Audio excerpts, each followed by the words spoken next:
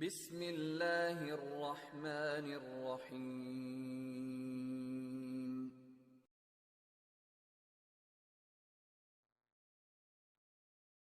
Hello student, welcome to a class sir Imran account की class. हम 11th standard commerce का third chapter journal कर रहे हैं। हमने ऑलरेडी क्वेश्चन नंबर 1 से लेके 4 ये बना दिया हुआ है। यहाँ देखो आई बटन आएगा बच्चों, वहां से चेक करेगा क्वेश्चन नंबर 1 से लेके क्वेश्चन नंबर 4 तक। आज जो हम कर रहे हैं वो है क्वेश्चन नंबर 5, जो कि आपके पेज नंबर 85 पे दिया हुआ है। Journalise the following transaction in the books of Kunal stores, यानी मालिक का नाम यहाँ पे कुणाल है, उसको याद रखना। क्वेश्चन इस तरह से है, 2018 साल दिया हुआ है, महीना है आपका अगस्त। 1 अगस्त को परचेज गुड्स है 90,000 पे, 10% TD and 10% CD from Rakesh and 1/3 amount paid by cheque. तो यहाँ पे टीडी भी कैलकुलेट करेंगे, सीडी भी, और थोड़ा पैसा आपको पेमेंट कैश ट्रांजेक्शन हो रहा है, चेक पेमेंट हो रहा हो या कैश पेमेंट हो रहा हो, इसे हम कैश ट्रांजेक्शन कहते हैं। और यानी जो बचा हुआ पैसा है वो उधार का ट्रांजैक्शन है। इसको सम के टाइम देखेंगे। 5 तारीख को हमने करंट अकाउंट ओपन किया with state Bank of India, depositing 60,000, यानी state Bank of India personal है, कैश आपका रियल है, तो स्टेट बैंक डेबिट हो जाएगा, कैश क्रेडिट हो जाएगा। 8 तारीख को कैश परचेज यानी we are purchasing goods on cash, तो परचेज यानी एक्सपेंस डेबिट और कैश क्रेडिट। 10 तारीख को goods sold on credit to Tushar 20,000 at 10% TD, तो हमने यहाँ पे सोल्ड करना है उधार पे और टीडी है, तो टीडी तो हम कैलकुलेट करते हैं मगर शो नहीं करते, तो यानी 20,000 में 10% यानी एक जीरो कम कर दो बच्चों, 10% में तो 2,000 बन गया, तो 20,000 में 2,000 माइनस कर दो यानी 18,000, तो 18,000 की एंट्री पास करनी है आपकी Tushar account debit to sales account. 12 तारीख को पेड सैलरी है, सैलरी एक्सपेंस है और कैश रियल है, तो salary account debit to cash account. 16 तारीख को तुषार रिटर्न गोज 250, तो ये सेल्स रिटर्न है आपका, इसको सेल्स रिटर्न भी बोलते हैं, रिटर्न इनवर्ड भी बोलते हैं, आपके ऊपर आप जो लिखना चाहें। गुड्स हमारे पास आ रहा है, sales return account debit to Tushar account. 17 तारीख को goods taken by Kunal for private use, Kunal यानी ओनर का नाम है, तो ये पर्सनल यूज है, तो इसे हम क्या कहेंगे, ड्राइंग। और ड्राइंग किस में हो रहा है, गुड्स में, तो drawing account debit, Kunal receiver बन गया तो डेबिट द रिसीवर, और मालिक का नाम नहीं आएगा, वहां पे ड्राइंग लिखना है आपको। Drawing to goods, goods company के बाहर जा रहे हैं, क्रेडिट व्हाट गोज आउट। 20 तारीख को परचेज अ लैपटॉप, एसेट्स खरीद रहे हैं, आ रहा है हमारे पास डेबिट, जोशी इलेक्ट्रॉनिक से, और पेमेंट हो रहा है चेक में, यानी ये एक भी कैश ट्रांजैक्शन हुआ।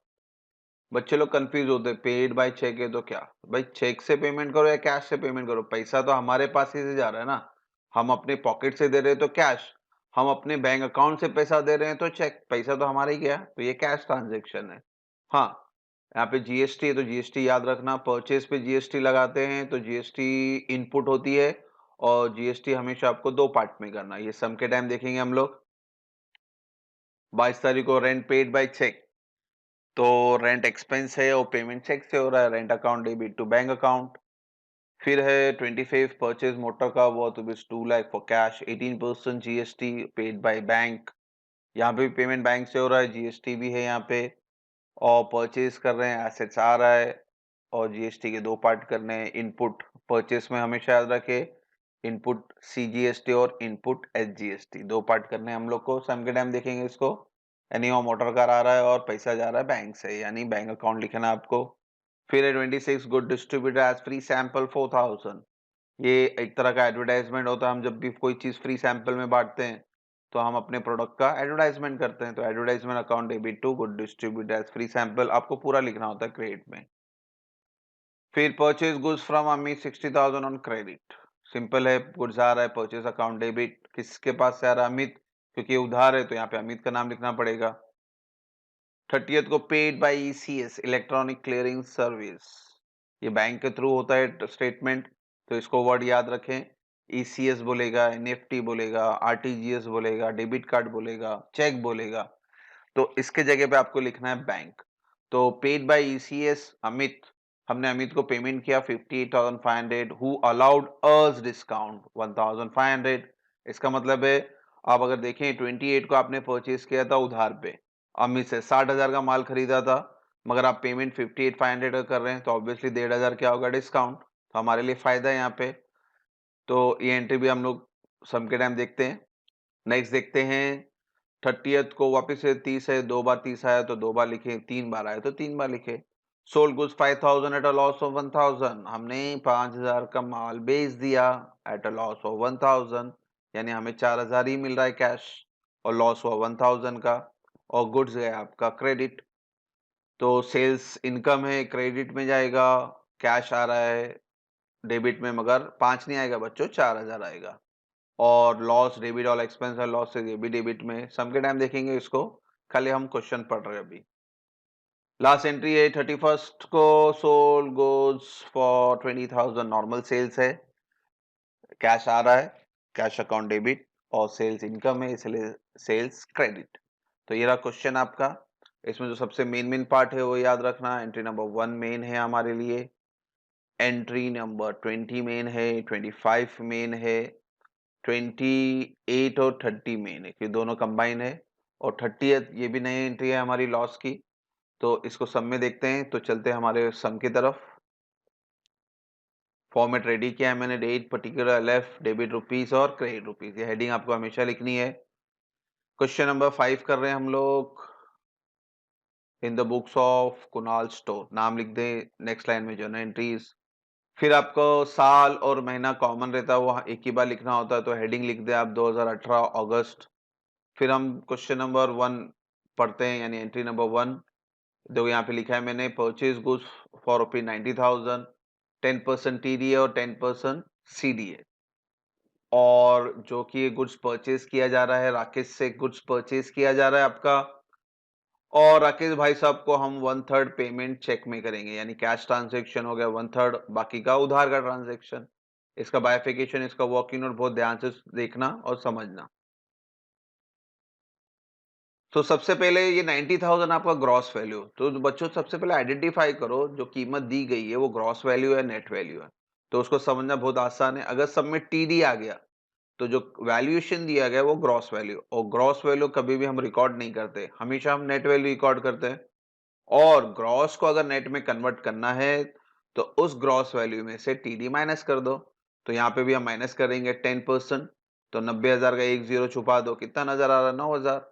तो 10% आता है 9,000, 90 में से 9 माइनस किए तो आपका बैलेंस हो गया 81,000। ये परचेज फिगर है आपका 81,000 का, तो परचेज कर रहे हैं यानी डेबिट। मगर ये 81,000 में अब आपको क्या करना है, आपको ढूंढना है कि कैश ट्रांजेक्शन कितना है, उधार ट्रांजेक्शन कितना है। तो कैश ट्रांजेक्शन उसने क्लियर बोला कि 1/3 है, यानी आप पेमेंट कर रहे हो यानी कैश ट्रांजेक्शन। तो इस 81,000 का बाइफिकेशन करेंगे, पहले 81,000 का 2 पार्ट करेंगे। पहला 81,000 का हम कैश ट्रांजेक्शन ढूंढेंगे, तो 81,000 इंटू 1 डिवाइड बाई 3, तो 27,000 आपका कैश ट्रांजेक्शन है। कैश पेमेंट हुआ नहीं है, पेमेंट नहीं किया अभी तक आपने, आप खाली बोल रहे कि 27,000 आपका कैश ट्रांजेक्शन है। और 81,000 में से 27,000 अगर कैश ट्रांजेक्शन है तो उधार का ट्रांजेक्शन कितना हुआ, तो ये दोनों को क्या कर देना आपको माइनस, यहां देख लो 81 में से 27 माइनस कर दो, यानी 54,000 आपका उधार का ट्रांजेक्शन है। और उधार के ट्रांजेक्शन में आपको नाम लिखना जरूरी होता है, और किससे परचेज किया था हमने, राकेश से, तो यहाँ पे राकेश का नाम लिख दिया हमने। तो ये बन गया आपको क्रेडिट ट्रांजेक्शन। अब बच्चों कैश ट्रांजेक्शन में आपको सीडी कैलकुलेट करना है, यानी कैश डिस्काउंट। तो ये वर्ड याद रखना, कैश डिस्काउंट हमेशा कैश ट्रांजेक्शन पे ही होता है, तो इसलिए हमने अलग अलग कर दिया। यानी इस 27,000 पे आपको अभी 10% सीडी निकालना है।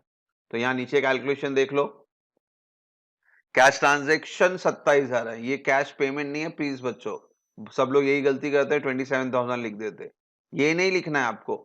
आप पेमेंट कितना कर रहे हो वो लिखना है। हमने बताया कि भाई 27,000 कैश ट्रांजेक्शन है, अच्छी बात है। इस 27,000 पे फिर आपको डिस्काउंट भी तो मिलेगा ना, तो वो क्या करना है आपको, इसमें से माइनस करना है 10%। तो यहां माइनस करते हैं, क्या डिस्काउंट 10%, 27,000 का 10%, तो एक जीरो छुपा देना है आपको, यानी कितना है 2,700। ये आपका डिस्काउंट है। तो 27,000 में से 2,700 डिस्काउंट मिल गया, यानी आप पेमेंट कितने का कर रहे हो 24,300 का। और पेमेंट किससे करना है आपको? चेक से। तो चेक जब भी वर्ड आएगा तो आपको क्या लिखना है? बैंक। तो इस तरह से ये वर्किंग नोट आया आपका टीडी और सीडी का। तो फिर से बता दो आपको, सबसे पहले आपको वैल्यूएशन में ध्यान देना है कि ये ग्रॉस है या नेट है। तो पता कैसे चलेगा? अगर टीडी दिया यानी ग्रॉस। अगर इस समय टीडी दिया ही नहीं होता तो आप इसको डायरेक्टली क्या बोलते हैं? नेट वैल्यू बोलते हैं। टीडी दिया है इसलिए ग्रॉस वैल्यू, और ग्रॉस वैल्यू रिकॉर्ड नहीं होती है और टीडी भी रिकॉर्ड नहीं होता है। तो हमने निकाला 81, फिर 81 में आपको ढूंढना था कैश ट्रांजेक्शन कितना है, उधार का ट्रांजेक्शन कितना है। तो उन्होंने कैश ट्रांजेक्शन बता दिया 1/3। कभी कभी बच्चों 1/3 की जगह वो परसेंटेज भी बोलेंगे, 25% इन चेक या 25% इन कैश। तो अब फिर आप 25% के हिसाब से करना है। यहाँ पे 1/3 बोला है तो मैंने 1/3 के हिसाब से किया। इस 81,000 का 1/3 आ गया 27,000। तो 27,000 निकालने के बाद आपको क्या करना है? 81 में से 27 माइनस करके आपको क्रेडिट ट्रांजेक्शन ढूंढना है। क्रेडिट ट्रांजेक्शन में नाम आ गया राकेश, ठीक है। अब बच्चों जर्नल एंट्री किस तरह पास करेंगे? सबसे पहले परचेज। परचेज क्या हमारे लिए? एक्सपेंस है, और एक्सपेंस का रूल क्या है? Debit all expenses and losses. यानी 81,000 आप परचेज लिखोगे डेबिट में। फिर क्रेडिट ट्रांजैक्शन, राकेश का नाम आया है और ये बंदा पर्सनल है यानी गिवर है, ये हमने इससे परचेज किया है तो he is a giver, credit the giver. फिर ये डिस्काउंट और बैंक की एंट्री आएगी। हाँ, पेमेंट चेक से हुआ इसलिए बैंक, अगर पेमेंट कैश से होता तो आप कैश ही लिखते। तो बैंक से पेमेंट और आपका ही पैसा है बैंक के अंदर, आप ही का पैसा कट होने वाला है, और बैंक क्या कर रहा है? पैसा देने वाला है सामने वाले को। तो क्रेडिट द गिवर, तो बैंक हो गया क्रेडिट। अब ये मेन फंडा है डिस्काउंट का।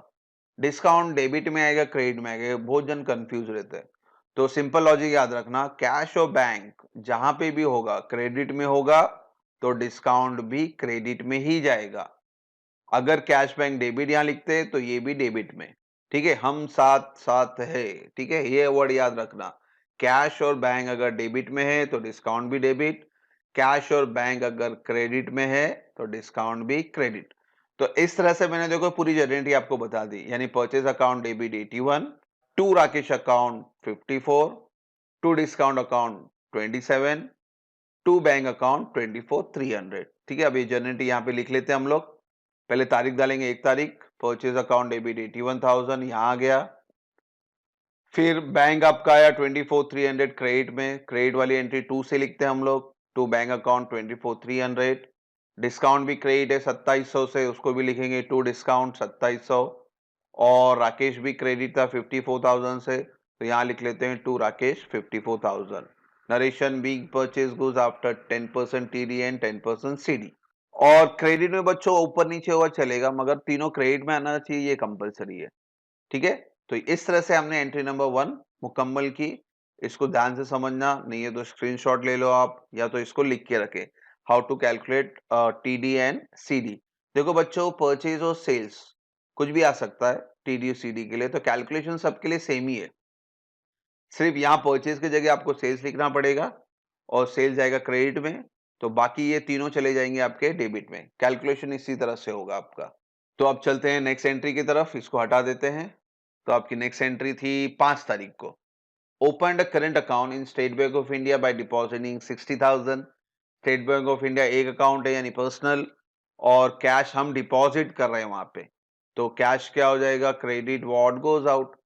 और एक चीज, करंट अकाउंट यानी ये आप जो बुक कीपिंग कर रहे हो, तो बुक कीपिंग में जितने भी कहीं पे भी बैंक का नाम आता है वहां पे करंट अकाउंट ही होता है, क्योंकि हम बिजनेसमैन है और बिजनेसमैन को हमेशा करंट अकाउंट ही मिलता है। तो जितने भी बैंक नाम आएंगे वो सब आपके करंट अकाउंट ही, यानी अपना ही अकाउंट है। तो एनी हाउ थ्योरी पार्ट थी हमारा, मेन क्या है? State Bank of India he is a receiver, यहाँ पे पैसा डिपॉजिट करें तो, और कैश हमारे पास से जा रहा है। तो 5 तारीख डेट डालेंगे, State Bank of India account debit to cash account 60,000 being cash deposit to bank. फिर 8 तारीख को कैश परचेज 85,000। हम कैश परचेज कर रहे हैं, बहुत से बच्चे लोग बोलते हैं सर कैश हम परचेज कर रहे हैं, यानी कैश ही खरीद रहे। भाई कैश की कोई दुकान नहीं होती जहां के हम जाके कैश खरीद लेवे। कैश परचेज का मतलब बोल रहा है we are purchasing goods by paying a cash. इसका मतलब हमने गुड्स को खरीदा है कैश देकर। तो परचेज और कैश दो चीज है। परचेज एक्सपेंस है और कैश आपका रियल है। Debit all expense losses and credit what goes out. तो एंट्री क्या बनी बच्चों? Purchase account debit to cash account 85,000 being cash purchase. 10 तारीख good sold on credit to Tushar 20,000 at the rate of 10% TD. तो यहां पे हम क्या कर रहे हैं? गुड सोल्ड कर, यानी एक तो हो गया सेल्स अकाउंट।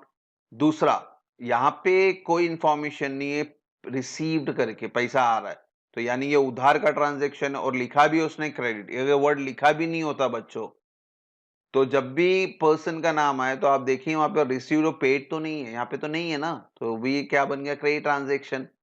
तो एक तो हो गया सेल्स और एक हो गया Tushar. Tushar is the receiver, debit the receiver, और sales credit all income and gain.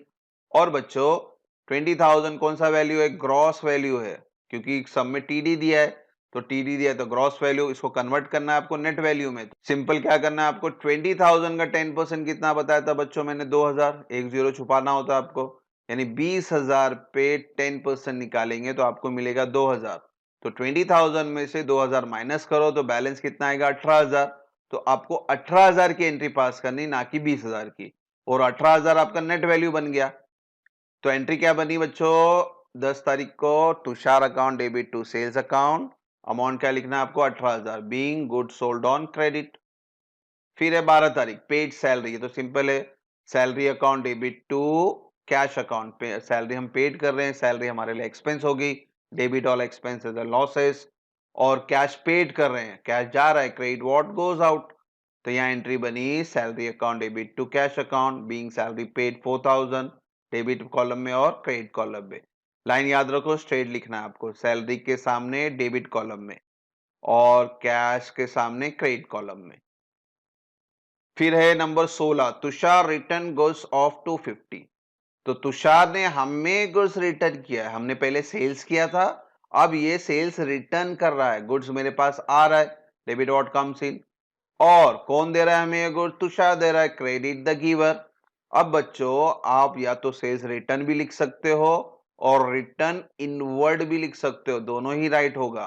तो मैंने लिखा है 16 तारीख को return inward account debit 250 to Tushar account 250 being Tushar return good. तो ये रिटर्न इनवर्ड की जगह पे आप सेल्स रिटर्न लिखें तो भी राइट है, रिटर्न इनवर्ड लिखे तो भी राइट है। अब चलते हैं 17 को। 17 को क्या हुआ? Goods taken by Kunal for his private use. Kunal तो ओनर था, यहाँ पे देखो ओनर का नाम ऊपर रहता है तो ये ओनर है। और ओनर अगर प्राइवेट यूज के लिए कंपनी से कुछ चीज विड्रॉ कर रहा है तो उसे हम क्या बोलते हैं? ड्रॉइंग। पर्सनल कुणाल रिसीवर बन रहा है, यानी drawing account debit to company से क्या जा रहा है? गुड्स जा रहा है, क्रेडिट व्हाट गोज आउट। तो 17 तारीख को यहाँ लिखते हैं drawing account debit to goods account 2,000 being withdrawn goods for personal use. Use word यहाँ लिखा नहीं, आप लिख देना being withdraw goods for personal use. ठीक है, तो ये 17 तक की एंट्री अभी बताई मैंने आपको, फिर आगे की एंट्री देखते हैं। आगे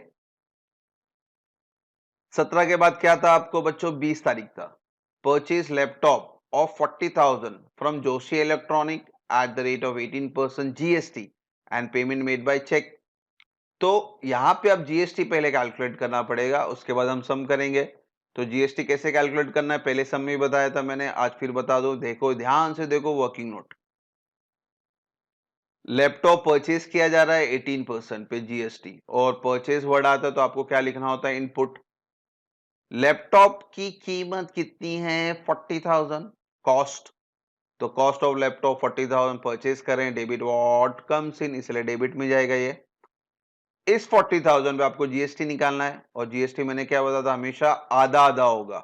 ये टैक्स है आपका, और टैक्स आधा जाएगा सेंट्रल गवर्नमेंट को, आधा जाएगा स्टेट गवर्नमेंट को, यानी 9% और 9%। तो टैक्स भी हमें ही भरना है क्योंकि हम परचेस कर रहे हैं, तो हमारे लिए क्या हो गया? एक्सपेंस हो गया। एनी हाउ पहले टैक्स कैलकुलेट कर लेते हैं 9%। तो एड 9% जीएसटी कैसे आया? 40,000 पे आपको 9% निकालना है। 40,000 into 9 divide by 100 that comes to 3,600. This is your CGST. Same way you have to calculate SGST. Again it will be 9% क्योंकि 18% का आधा करेंगे तो 9 ही हुआ। तो वापस से वही 40,000 पे 9% तो आया 3,600। तो 3,600 यहाँ लिख दिया हमने। तो यानी 40,000 की चीज हम खरीदने गए, गवर्नमेंट सेंट्रल गवर्नमेंट को हमने टैक्स दिया 3,600, स्टेट गवर्नमेंट को टैक्स दिया हमने 3,600। तो यानी लैपटॉप अब 40,000 से कितने का बन गया? 47,200। तीनों प्लस कर देना आपको। और ये 47,200 का पेमेंट करोगे बाय चेक, यानी बैंक का नाम यूज करना है और आपका पैसा बैंक से जा रहा है, credit the giver, bank giver बन गया। तो यहाँ पे एंट्री भी मैंने देखो डायरेक्टली बता दी है। तो यही एंट्री हम पास कर लेते हैं यहाँ पे 20 तारीख को। लैपटॉप अकाउंट डेबिट 40,000, ये कॉस्ट प्राइस। फिर CGST 3,600 डेबिट में आएगा। मगर CGST लिखते वक्त आपको ध्यान देना है, आपको पहले वर्ड डालना है इनपुट। तो यहाँ लिखते इनपुट CGST 3,600। उसी तरह से SGST, इसके आगे भी वर्ड डालेंगे इनपुट, इनपुट SGST 3,600। और 47,200 आपको क्रेडिट में लिखना है। और यहाँ पे पेमेंट किससे हुआ था? चेक से। तो यहाँ लिखेंगे by bank account 47,200 being purchase laptop at 18% GST। तो इस तरह से आपकी GST की एंट्री मुकम्मल हुई। फिर से बोल रहा हूं, परचेज है तो इनपुट, और यहीं अगर सेल्स होता तो हम यहाँ क्या लिखते? आउटपुट। और ये पूरी एंट्री रिवर्स करते, यानी ये तीनों क्रेडिट में जाता और ये वाली एंट्री डेबिट में जाती। एनीहाउ जब सेल्स आएगा तब कर लेंगे। अब चलते हैं, 20 तारीख हो गई है, इसको हटाते हैं। 20 के बाद कौन सी तारीख है क्वेश्चन में? 22 तारीख। 22 तारीख को क्या हुआ था? रेंट पेड बाय चेक 15,000 आपने रेंट भरा है चेक के थ्रू। रेंट एक्सपेंस है, डेबिट वाला एक्सपेंस, और पेमेंट चेक से हो रहा है, यानी बैंक नाम आएगा, बैंक इज अ गिवर। ठीक है, तो गिवर का रूल क्या है बच्चों? क्रेडिट। तो एंट्री क्या बनी 22 तारीख को? Rent account debit to bank account 15,000 being rent paid by cheque. 22 हो गया है, इसको हटा देते हैं। 22 के बाद क्वेश्चन में क्या है बच्चों? 25 purchase motor car worth rupees 2 lakh for cash 18% GST and payment made bye bank. यहाँ पे भी पेमेंट किससे हो रहा है? बैंक से हो रहा है। तो बच्चों सबसे पहले हम कैलकुलेशन कर लेंगे, क्योंकि GST आपको दो पार्ट में करनी होती है, CGST HGST। और अब यहाँ पे 2 लाख पे कैलकुलेट करना है, तो वर्किंग नोट देख ले ध्यान से। Purchase motor car 18% GST, input लिखना है आपको, परचेज है इसलिए इनपुट, सेल्स होता तो आउटपुट। कॉस्ट ऑफ मोटर है 2 लाख, तो पहले कॉस्ट लिखेंगे। मोटर कार 2 लाख की मेरे पास आ रही है, डेबिट व्हाट कम्स इन। 18% का क्या करना है बच्चों आपको? आधा आधा, 9%, 9%। तो पहला CGST ऐड करेंगे 9%। इस 2 लाख के ऊपर 9% अगर कैलकुलेट करेंगे तो 18,000 आया, तो वो ऐड करेंगे। SGST भी आपको 9% कैलकुलेट करना है, वापिस से 2 लाख के ऊपर 9% यानी 18,000, तो इसको भी ऐड करना है। यानी मोटर कार अब 2 लाख से कितना हो गया है? 2,36,000। ये आपको पेमेंट करना है, और पेमेंट किस में करना है? पेड बाय बैंक, यानी वापिस से बैंक वर्ड आएगा।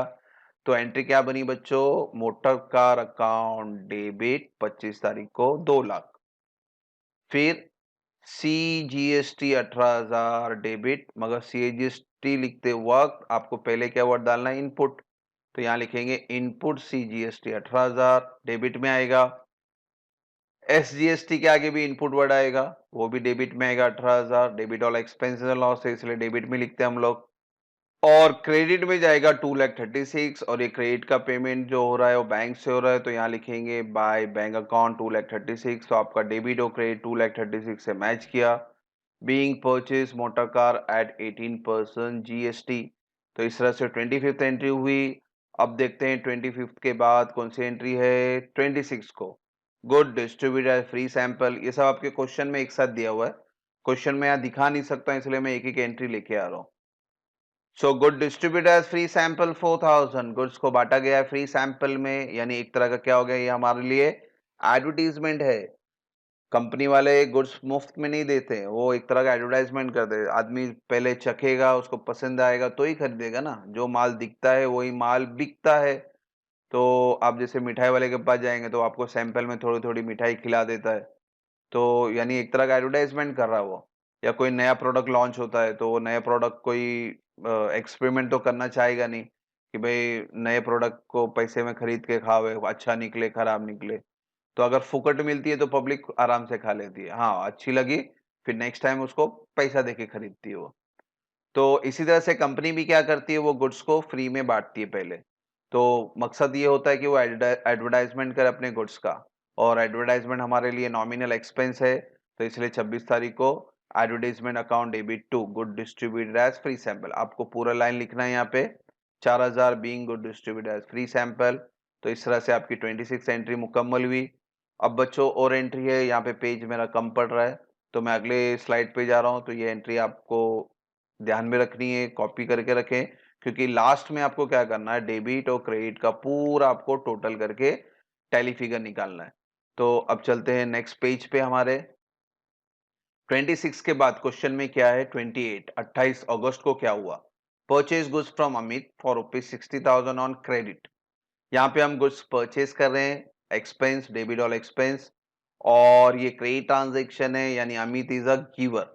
तो 28 तारीख को एंट्री क्या बनी, purchase account debit to Amit account being purchase goods from Amit, debit column में 60, क्रेडिट कॉलम में 60। 28 के बाद है 30, paid by ECS electronic clearance service, यानी ये एक तरह का सर्विस है जो बैंक में ही मिलती है। जैसे अपन बिजनेसमैन है तो अपने को टेलीफोन बिल हमेशा आता है, लाइट बिल हमेशा आता है। तो बहुत सारे ऐसे बिल होते हैं जो रेगुलर होते हैं, तो हम क्या करते हैं कि हम उसको भरने जाके लाइन में जाके खड़े होके भरते नहीं है। हम बैंक में जाके एक एप्लीकेशन देते हैं कि भाई हमारा लाइट बिल, हमारा टेलीफोन बिल जो भी आएगा, आप मेरे बिहाफ पे मेरे अकाउंट से पैसे निकाल के आप पेमेंट कर दो। बैंक को जाकर आप इंस्ट्रक्शन दे दो, तो हर महीने ऑटोमेटिकली आपके बैंक से उतना पैसा कट होते जाता है। इसको बोलते हैं इलेक्ट्रॉनिक क्लियरेंस सर्विस। तो हमने क्या किया, हमने बैंक को जाके बोला कि भाई अमित भाई को पैसा दे दो। तो बैंक बोला ठीक है मैं दे देता हूँ। तो हमने बैंक को बोला कि आप 58,500 ही पेमेंट करना। बैंक को जो ऑर्डर मिलेगा बैंक उतना ही पेमेंट करेगा। तो बैंक ने आपके बिहाफ पे पेमेंट किया 58,500 का। और क्वेश्चन में बोलता है हु अलाउड, यानी अमित अलाउड कर रहा है आपको डिस्काउंट 1,500 का। कैसे पता चला, 28 तारीख को जब हमने परचेज किया था अमित से तो 60,000 का माल खरीदा था, यानी हमारे ऊपर 60,000 का उधार है अमित का, मगर आपने पेमेंट कितना कर रहे हो 58,500, यानी इनडायरेक्टली 1,500 क्या होगा, डिस्काउंट ही हो गया आपका।